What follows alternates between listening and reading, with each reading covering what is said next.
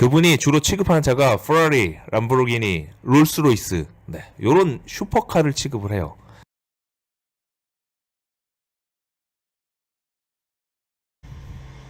짠! 여러분 안녕하세요. 사업하는 성우입니다. 오늘은 2019년 4월 2일 화요일 아침 7시 반입니다. 여러분 출근 잘하셨습니까? 오늘 좀 날씨가 쌀쌀해서 코트를 입고 있습니다. 오늘 제가 여러분한테 말씀드릴 내용은 어저께 이제 고객 차별화에 대해서 3가지 말씀드렸잖아요. 오늘은 이제 사업을 시작하실 때 항상 느끼는 거예요. 거래처는 이제 2종류가 있잖아요. 우수 거래처, 일반 거래처. 그러면 처음에 항상 느끼는 게 우수 거래처만 가져가면 좋겠다. 근데 그거 쉽지 않거든요. 그렇다고 일반 거래처만 가져가면 또 이게 많은 이익이 남지가 않아요. 일은 힘들고. 그래서 제가 여러분한테 어떻게 해야지 이 거래처의 비중을 어떻게 끌고 가면 가장 이상적인가, 거기에 대해서 말씀드리겠습니다. 보시기 전에 구독과 좋아요 부탁드리겠습니다. 여러분, 거래처, 우리를 먹고 살게 해주는 소중한 파트너입니다. 그러면 우리가 그 거래처, 우수 거래처, 일반 거래처 이렇게 2개가 있는데 어떻게 끌고 가느냐, 결론부터 말씀드릴게요. 결론부터 말씀드리면 3대 7, 30대 70% 그 정도 가져가시는 게 가장 이상적입니다. 거래처가 100개가 있으면 그중 30%, 30개는 나에게 이익을 많이 남겨주는 우수한 양질의 거래처, 나머지 70은 나에게 큰 매출이나 이익을 주진 않지만 그래도 나에게 계속 일감을 주는 그런 일반 보통 거래처, 이렇게 끌고 가시는 게 가장 이상적입니다. 첫 번째, 우수 거래처. 우수 거래처는요, 말 그대로 저희 회사를 지탱하게 해주는 힘입니다. 예를 들면요, 어저께 제가 말씀드렸잖아요. 백화점 3% VVIP가 백화점 매출의 40%를 끌고 갑니다. 3%가 40%를 가져가는 거예요. 그럼 나머지 97%는 60% 매출을 하는 거예요. 그러면 백화점에 이익을 남겨주는 건 바로 그 3% VVIP 40% 매출하는 고객입니다. 제가 유튜브 채널에서 그 슈퍼카를 판매하는 직수입 업체, 그분 채널을 본 적이 있습니다. 그분이 주로 취급하는 차가 페라리, 람보르기니, 롤스로이스, 요런 슈퍼카를 취급을 해요.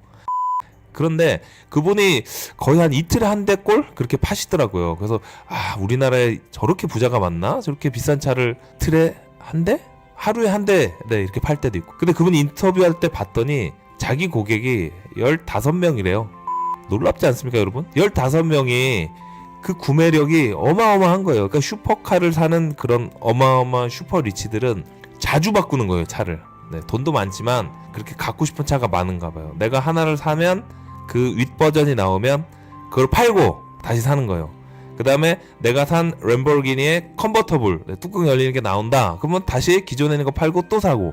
그렇게 매달 차를 바꾸는 것처럼 느낄 정도로 차를 자주 바꾸더라고요. 그럼 그 15명이 그 차를 다 사는데 한 번은 하루에 3대가 출고되는 날이 있었어요. 그래서 이렇게 출고가 많이 돼요? 그랬더니 한 명이 3대를 한 번에 산 겁니다.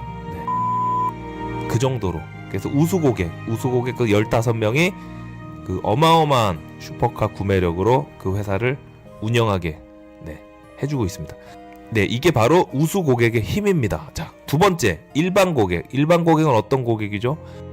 우리한테 큰 이익을 남겨주진 않고 큰 매출을 주진 않지만 그래도 계속 일거리를 주고 어느 정도 회사가 운영될 수 있게, 돌아갈 수 있게 해주는 소중한 고객입니다.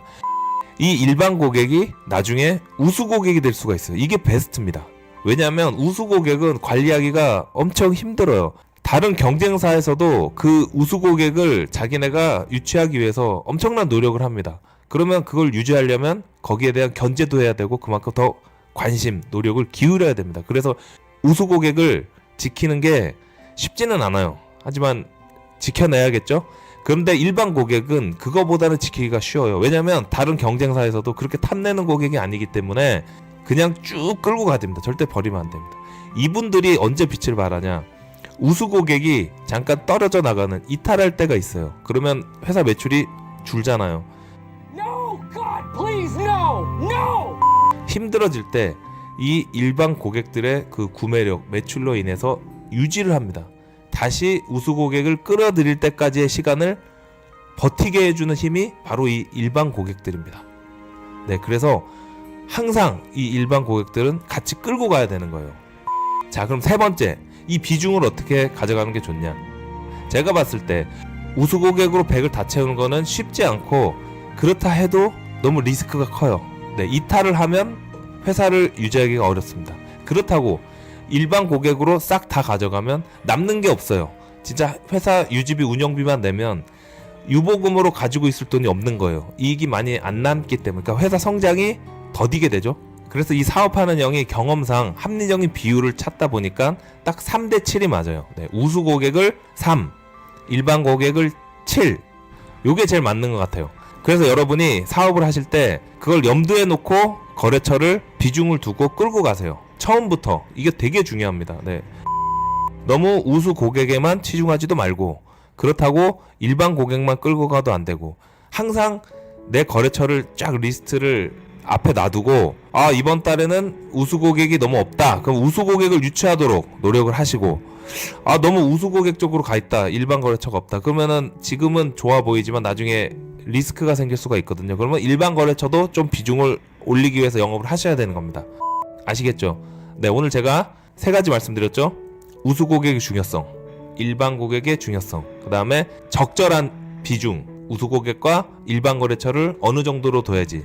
3대 7. 네, 그렇게 두시면 안정적으로 망하지 않고 회사를 내가 죽는 그날까지 쫙 유지하고 운영하고 내 소중한 자식들한테 물려줄 수가 있습니다.